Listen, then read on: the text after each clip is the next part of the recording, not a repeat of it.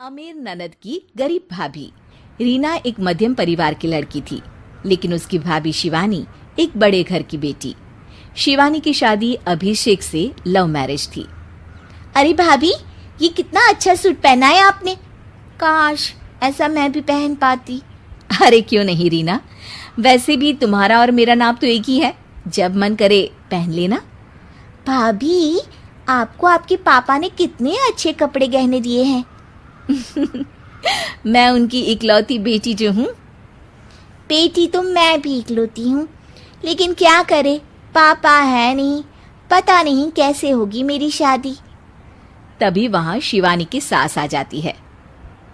अरे क्यों नहीं करेगा भाई तेरी शादी धूमधाम से, आखिर जिम्मेदारी है तो उसकी। और वो दिन भी आ जाता है जब रीना की शादी तय हो जाती है।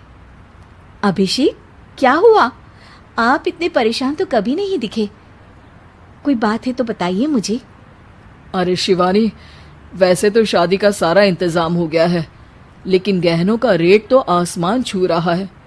कैसे क्या करूं, कुछ समझ में ही नहीं आ रहा। थोड़ी देर में शिवानी अपने पूरे गहने अभिषेक के सामने रख देती है। ये लीजिए, गहनों का इंतजाम भी हो गया। अरे नहीं नहीं शिवानी, मैं ये गहने किसी हालत में भी नहीं ले सकता। ये तुम्हारे पिता ने तुम्हें दिया था, और तुम हो कि। तभी वहां सास आ जाती है। अरे तो क्या हुआ, इसकी तो हो गई ना शादी, अब किसे दिखाने हैं इसने गहने। सास गहनों का डिब्बा शिवानी के हाथ से लेकर वहां से चली जाती है। रीना की शादी धूमधाम से होती है और अब वो बड़े घर की बहू बन जाती है। वहीं रीना की शादी के बाद शिवानी और अभिषेक उसकी शादी के कर्जों से डूब जाते हैं। मैं सोच रही हूँ नौकरी करनी शुरू कर दूँ, वैसे भी पढ़ी लिखी हूँ, आपकी थोड़ी मदद भी हो जाएगी। वैसे शिवानी, कुछ दिन कर लो तो अच्छा ही होगा, क्योंकि ज़रूरत भी है। अब शिवानी भी नौकरी करने लगती है और घर खर्चे में अभिषेक का हाथ बटाती है। एक दिन शिवानी, रीना का फोन आया था, कह रही थी कि आने वाले त्योहार में उसके ससुराल जाना है। ठीक है माँ। अरे ठीक तो है, लेकिन एक काम कर लेना, उसके सास ससुर से लेकर पूरे खानदान के कपड़े मिठाइयाँ सब ले आना, और हो सके तो रीना के लिए छोटे से कान में पहनने के बूंदे भी। और क्या है ना, शादी में उसे सारी बड़ी बड़ी कान की ज्वेलरी दी थी, घर में पहनने के लिए तो उसके पास कुछ भी नहीं है। शिवानी सोच में पड़ जाती है कि वो क्या करे, क्योंकि कर्जों और घर के खर्चों के बाद तो पैसे बचते ही नहीं थे।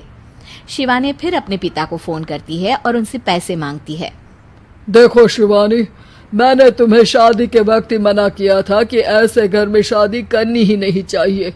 अरे अभिषेक को शर्म आनी चाहिए जो ससुराल से पैसे मंगवा रहा है। शिवानी को पिता की बात पर गुस्सा आ जाता है। आप मेरे पिताजी हैं और मैं परेशान थी, इसलिए आपसे मदद की उम्मीद की पापा। अभिषेक को तो पता भी नहीं है कि मैंने आपसे पैसे मांगे हैं। शिवानी सोचती है कि वो अभिषेक से बात करे, लेकिन फिर उसे लगता है कि वो टेंशन ले लेगा। तभी शिवानी की नज़र हाथ के कंगन पर पड़ती है। सीधे बाजार जाती है और उसे बेचकर ननद के घर ले जाने का सारा सामान लेकर आती है और सास के सामने रख देती है। हाँ ठीक है, लेकिन फल थोड़े और अच्छी क्वालिटी के होने चाहिए थे। शिवानी कुछ नहीं कहती, वहां से चली जाती है। एक दिन शिवानी, रीना का फोन आया था, बहुत रो रही थी। क्यों माँ, क्या हुआ? सब ठीक तो है ना उसके ससुराल में? अरे तूने तो उसकी नाक ही कटवा दी। अब मैंने क्या कर दिया माँ? कह रही थी कि बड़े घर की बहू है भाभी, जो कपड़े दिए वो ब्रांडेड भी नहीं थे। तू तो जानती है ना उन लोगों का पहनावा कितना अच्छा है। तू तो मेरी बेटी का भला कभी सोचती नहीं। हाय भगवान, अरे बड़े घर की बहू है, इसी बात की जलन है ना तुझे, लेकिन याद रख, मेरी बेटी का सोचने के लिए भगवान है। तुम लोग कभी उसका बुरा नहीं कर पाओगे।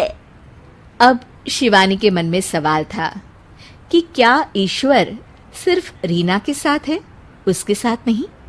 लेकिन उसे सुकून था कि वो अभिषेक के साथ उसकी जिम्मेदारियों को निभाने में बराबरी की हकदार है। शिवानी वहां से चली जाती है। वो सास से कुछ नहीं कहती, क्योंकि अमीर घर की बहू बनकर रीना को भले ही सुकून ना हो, लेकिन गरीब घर की बहू बनकर शिवानी खुश है, क्योंकि खुशी पैसों से नहीं परिस्थितियों पर निर्भर करती है।